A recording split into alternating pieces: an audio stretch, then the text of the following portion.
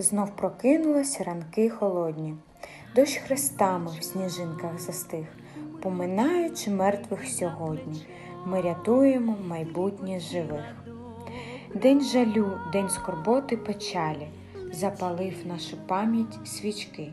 Це ті душі листочки опалі, хто став тінню в голодні роки.